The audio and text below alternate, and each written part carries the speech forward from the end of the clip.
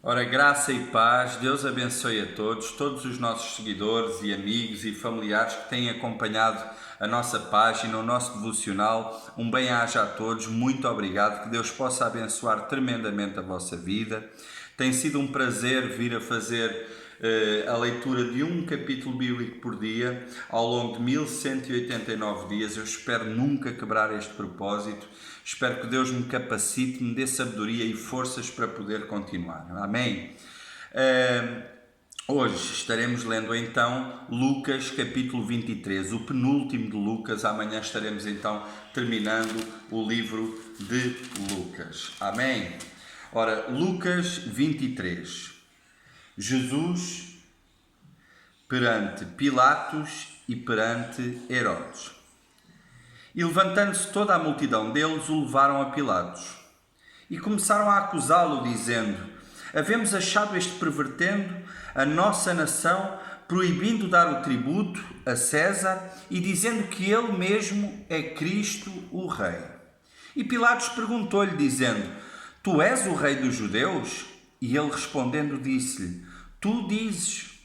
E disse Pilatos aos principais dos sacerdotes e à multidão: não acho culpa alguma neste homem.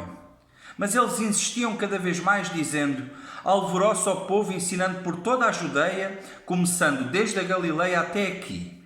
Então Pilatos, ouvindo falar da Galileia, perguntou se aquele homem era galileu.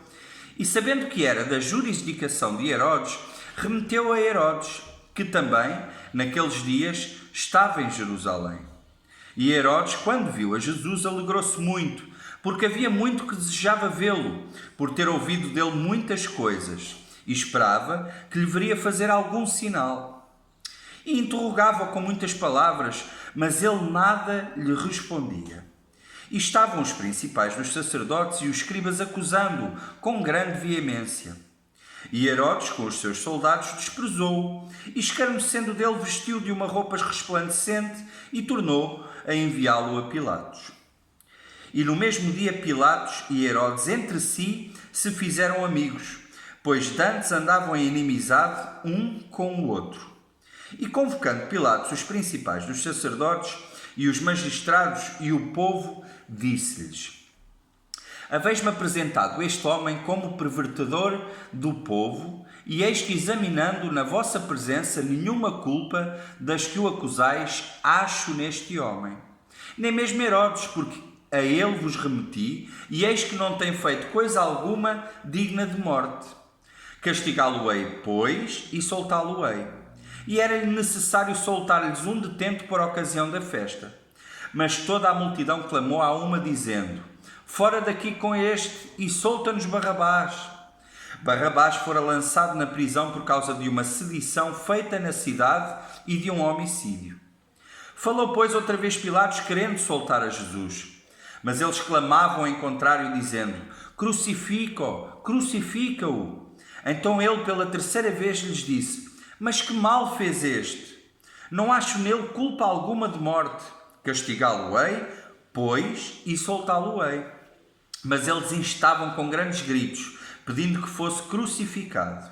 E os seus gritos e os dos principais dos sacerdotes redobravam. Então Pilatos julgou que devia fazer o que eles pediam. E soltou-lhes o que fora lançado na prisão por sedição e homicídio, que era o que pediam. Mas entregou Jesus à vontade deles. Jesus a caminho de Golgotá. E quando o iam levando, tomaram um certo Simão, Cireneu, que vinha do campo, e puseram-lhe a cruz às costas para que a levasse após Jesus. E seguiu grande multidão do povo e de mulheres, os quais batiam nos peitos e o lamentavam. Porém Jesus, voltando-se para elas, disse: filhas de Jerusalém, não choreis por mim, chorai antes por vós mesmas e por vossos filhos.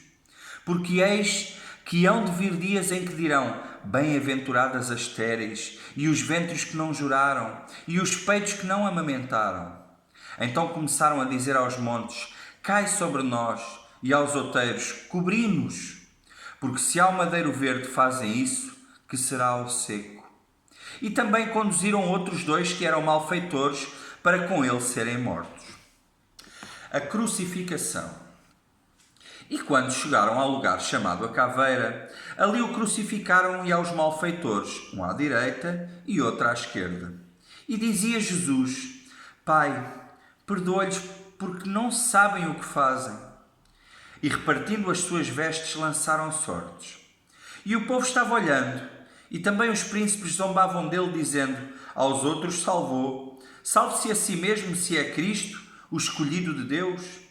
E também os soldados escarneciam dele, chegando-se a ele e apresentando-lhe vinagre, e dizendo: se tu és o rei dos judeus, salva-te a ti mesmo.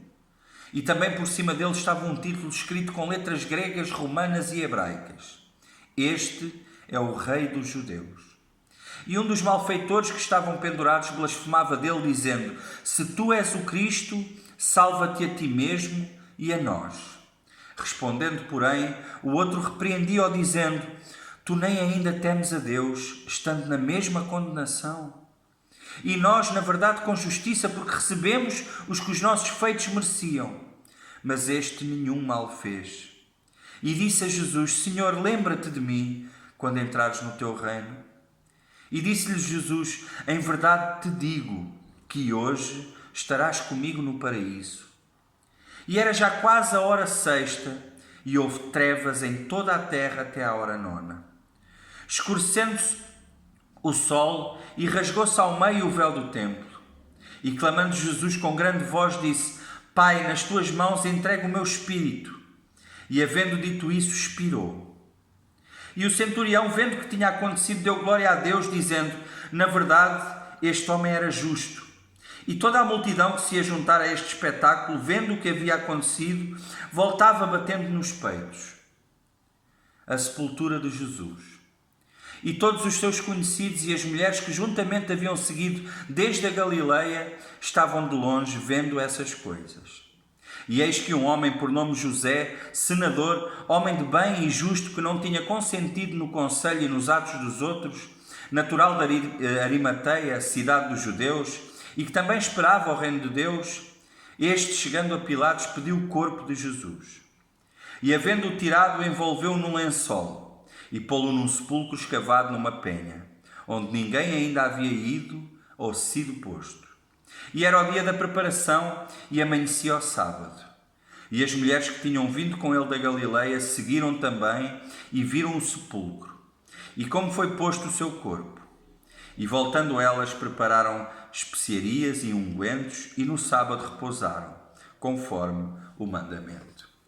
Amém? Esta foi então a leitura do nosso capítulo 23 de Lucas.